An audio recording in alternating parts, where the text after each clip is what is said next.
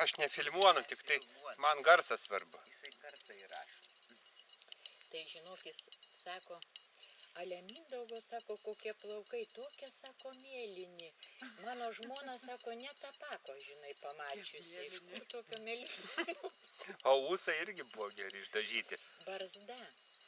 Ūsai tai jis, kai Ivan Grozny, kai, žinai, dar ūsus pasidarė, labai žiaurus atrodė, tai be ūsų.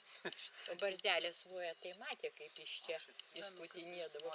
Mes vaikai buvom ir Mindaugas. Kas Mindaugas? Ruošdavosi pasimatymą, mes maži vaikai. O juokinga, prieš veidrodį stovi, modelioja tą barzdą. Aš ir dabar prisimenu, taip, taip. Ir dažydavo jau seniai, jo? Ne, su to Kazio Gedrio tai pirmą kartą išgirdau. Bet buvo nudažyta. Taigi plaukai ryžiai buvo, barzda juoda. O Algio vestuvės atsimenu pirmas.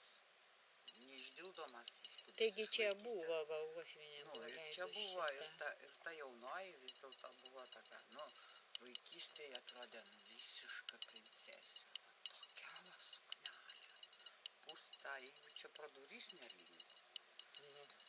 Tai čia buvo vestuvės, Čia jo? buvo vestuvės dėdienės brolio, pirmosios. Paskui jų buvo daugiau. Ir mano bobutė čia prisimenu tupėjo. Į namus nėjo, nes jin labai aukose bronchi, tai buvo, sako, nenoriu, kad vaikai, žinai, užsikrėstų kėstulis.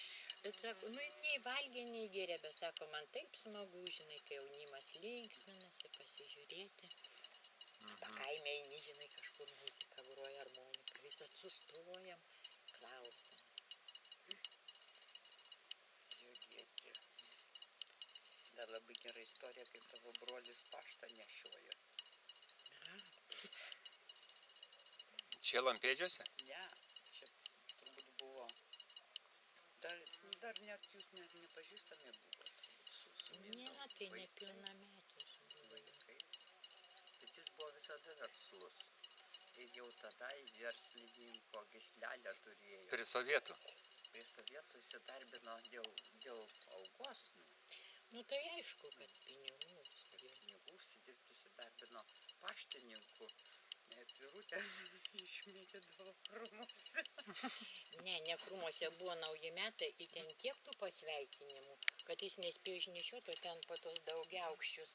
Tai dar žiūrėjo, ai, čia ta pasveikinimo šūdas galima sudeginti. Čia Rūšiuodavo, kas svarbu. Jeigu mirties, tai jau svarbu, jau reikia būtinai. Išrūšiavo. Bet ir jis ruošėsi šitą pasiliosuoti. Ir Bet išmetė. paskui viršininkas gavo ten labai skundą tokį, žinai, kad papūgos iš Afrikos pravažiavo, o ten turėjo telegramą, kad ateit pasimti tas papūgas, o jos pravažiavo, tai oi tada. Prapuolė papūgos. Per paštininką. O žulikas.